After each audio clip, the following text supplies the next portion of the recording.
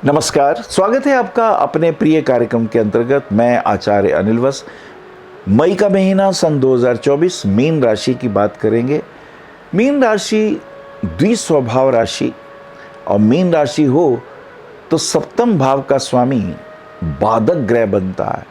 अब ये बुध बाधक है या नहीं, इसे 22वें दृष्टिकांड में देख सकते हैं और 64वें नवांश में भी देख सकते हैं। वहाँ क्लियर होगा ये बाधक है कि नहीं, क्योंकि इसको खरेश, मानदिश या गुलिक होना चाहिए। अगर है तभी ये बाधकेश बनेगा। बाधकेश का मतलब हर कार्य में बाधा, पति पत्नी के संबंधों में रोज लड़ाई झगड़ा, अंडरस्टैंडिंग हो ही ना। हर लगन का एक बाधक ग्रह होता है। चर राशियों में 11वें भाव के स्वामी बाधक होते हैं और द्विस्वभाव राशियों में सप्तम भाव के स्वामी बाधक हो जाते हैं। स्थिर राशियों में नवम भाव के स्वामी बाधक बन जाते हैं। यह महत्वपूर्ण लॉ है। लग्नेश गुरु द्वितीय भाव में हैं। बहुत मेहनत करके, संघर्ष करके धन उपार्जन होगा। मान सम्मान की प्राप्ति तो तभी होगी, खूब मेहनत करनी पड़ेगी। लगन में अब ये गुरु दशमेश भी हैं, लग्नेश भी हैं। कार्य के क्षेत्र के पॉइंट ऑफ व्यू से गुरु सेकंड हाउस में होके पंचम दृष्टि से देखेंगे रोग रिपु ऋण को, 7वीं दृष्टि से अष्टम भाव को देखेंगे और 9वीं दृष्टि से दशम भाव को देखेंगे। यानी कार्य करने का मन है, उत्साह है। अपना काम करें या नौकरी करें, क्या करें, नौकरी करके बहुत अनुभव कर लिया और अगर अपना काम करने का मन है तो करिए, क्योंकि आप में वो कॉन्फिडेंस है, काउंसलिंग एबिलिटी है, मोटिवेशनल स्पीकर भी हैं, अच्छी सलाह भी देते हैं। आप अपना काम कोई भी कर सकते हैं।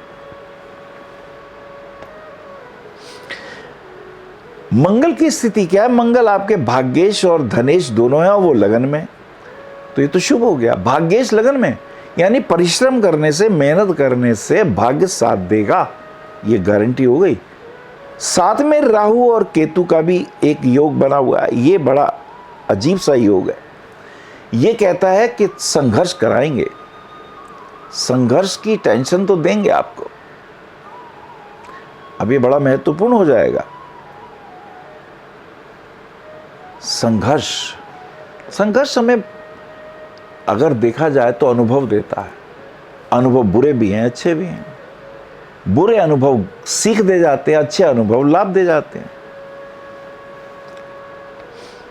शुक्र की स्थिति तृतीयेश और अष्टमेश होकर सेकंड हाउस में। शुक्र जो है अष्टम भाव को देखते हैं तो जहां तक रिसर्च की बात है, अनुसंधान की बात है, उसमें फायदा पहुंचाएंगे। सूर्य उच्च के हैं, सूर्य षष्ठेश होकर धन भाव में।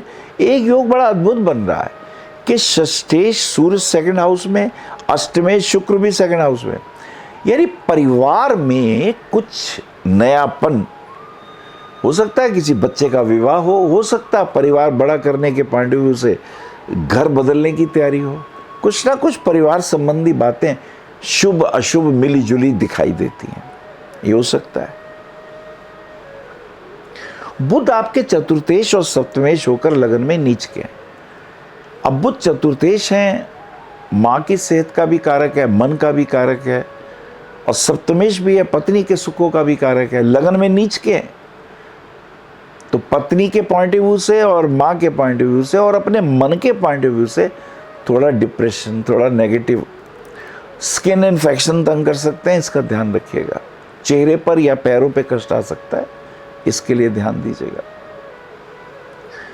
शनि आपके जो कि एकादश भाव के आय भाव के स्वामी हैं, वो व्यय में है। जो पैसा आएगा वो खर्च हो जाएगा। हो सकता है कोई शादी वगैरह हो सकता है कोई विशेष शुभ कार्य हो, स्थान परिवर्तन हो तो रुपया खर्च होगा, शादी हो तो रुपया खर्च होगा, कुछ नया काम खोलना हो तो भी धन का व्यय होगा। ऐसा योग दिखाई देता है। कालसर्प योग का पूरा प्रभाव दिखाई देता है। तो मुझे लगता है कहीं ना कहीं अमावस्या वाले दिन ब्राह्मण को भोजन कराएं, पितरों के प्रति दान पुण्य करें, यह आपके लिए शुभ रहेगा। आइए गोचरी प्रभाव देखते हैं, वो क्या कहता है। 10 मई 24 को बुध का मेष राशि में प्रवेश, मेष राशि में प्रवेश। अब बुध चतुर्थेश और सप्तमेश होकर जब मेष में जाएंगे, आर्थिक दृष्टिकोण से ये ध्यान रखिए, शेयर मार्केट में इधर उधर रुपया मत फंसाइए, वरना हानि होने के योग दिखाई देते हैं। ये महत्वपूर्ण रहेगा, थोड़ा लाभ होके फिर हानि हो, ये ध्यान रखिएगा। सूर्य जो कि षष्ठेश है, रोग रिपु ऋण के कारक है। अचानक कोई रोग हो, रिपु कोई संकट पैदा हो जाए, कोई शत्रु बाधा पैदा हो जाए, कहीं रुपया लिया हो ब्याज पे तो रुपया चुकाना हो, तो ये तीनों चीजों को रिप्रेजेंट करते हैं सूर्य। वो सेकंड हाउस में उच्च के, यानी आर्थिक संकट, आर्थिक व्यय, आर्थिक समस्याएं उत्पन्न होंगी, ये दिखाई देता है। शुक्र वृषभ राशि में 19 मई को प्रवेश करेंगे। शुक्र आपके तृतीयेश और अष्टमेश यानी आयु के कारक भी हैं, पराक्रम के भी कारक हैं, अष्टम भाव के भी कारक हैं। ये वृषभ राशि में आएंगे तो मान सम्मान की वृद्धि, साहस की वृद्धि, पराक्रम की वृद्धि, भाई बहनों के बीच में कोई डिस्प्यूट हो तो वो दूर हो जाएगा। ये कुछ चीजें दिखाई देती हैं। 31 मई को बुध का वृषभ में प्रवेश। बुध जब वृषभ में आएंगे तो स्वभावता आपका मन थोड़ा ध्यान, मेडिटेशन में जाएगा। चौथा भाव मन का भी तो है। चतुर्थेश अगर तृतीय में चला जाए तो विचारों की हानि, ध्यान, मेडिटेशन की तरफ ध्यान जाना, ऐसा महसूस होता है। कुल मिला के आर्थिक दृष्टिकोण से सामंजस्य बनाना होगा और इधर ध्यान, मेडिटेशन द्वारा अपने को भी परिवार के अनुरूप करना होगा। ऐसे योग दिखाई देते हैं।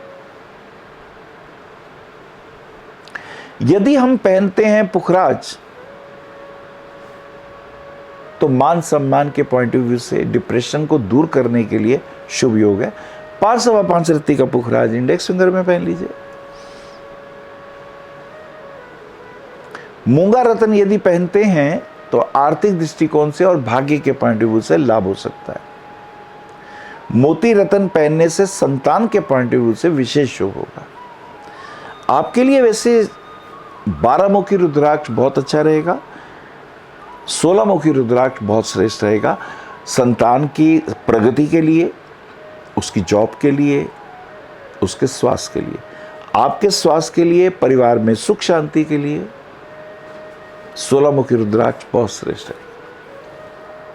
नमस्कार। आप आचार्य श्री अनिल वत्स जी के आध्यात्मिक प्रवचन, ध्यान व ज्योतिष संबंधी मासिक राशि फल फेसबुक, यूट्यूब, www.astroanilvats.com पर भी देख सकते हैं।